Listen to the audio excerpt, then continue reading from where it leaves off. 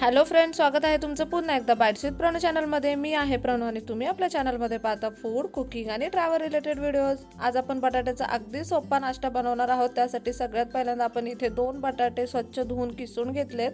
त्यानंतर त्यामध्ये आपण अर्धी वाटी इतकं बेसन पीठ टाकलंय, 2 चमचे तांदळाचं पीठ टाकलंय आणि 2 चमचे मक्याचं पीठ इथे टाकलंय।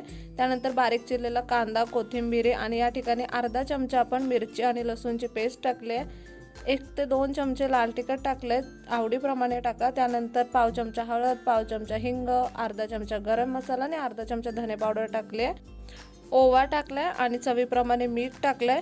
आता हे सगळं आपल्याला व्यवस्थित मिक्स करून घ्यायचं आहे। ह्या मिश्रणाचा आपल्याला एक गोळा तयार करून घ्यायचा आहे, पण मिश्रणाचा गोळा तयार करताना अजिबात यामध्ये पाणी नाही वापरायचं आहे।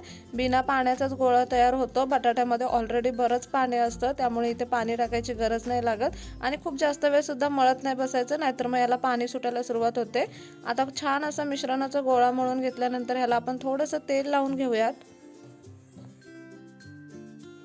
आता ह्या पिठाचे आपल्याला छोटे छोटे थालीपीठ करून घ्यायचे आहेत। इथे तुम्ही पाहू शकता अशा पद्धतीने एक छोटासा गोळा घ्यायचा आणि तुम्ही पॅनवरतीच थालीपीठ थापू शकता, नाहीतर कपड्यावरती सुद्धा थापू शकता, पिशवीवरती सुद्धा थापू शकता, पॅनवरती सुद्धा अगदी इझिली थापता येतात। अशा पद्धतीने हा गोळा नुसता पसरवून घ्यायचा आपल्याला, हाताला चिटकू नये म्हणून आपण इथे पाणी लावायचंय बोटांना आणि बोटांच्या साहाय्याने पसरवून घ्यायचंय पीठ।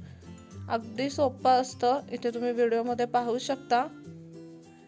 गॅस अगदी बारीक केलेला आहे।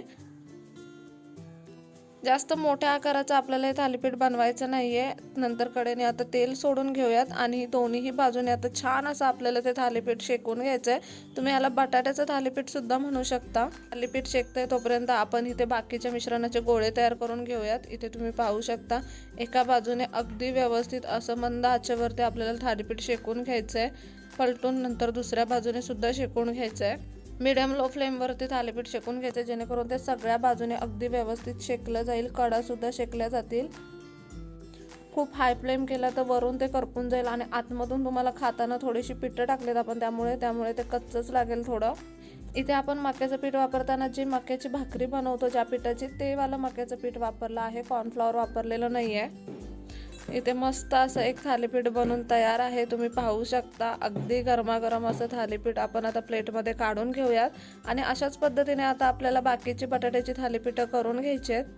तुम्हाला जर पॅनवरती थालीपीठ थापायला भीती वाटत असेल किंवा चटके लागत असतील हाताला, तर तुम्ही एखादा ओला कपडा घ्या किंवा एखादी दुधाची पिशवी असते ना, त्या पिशवीवरती सुद्धा थापू शकता,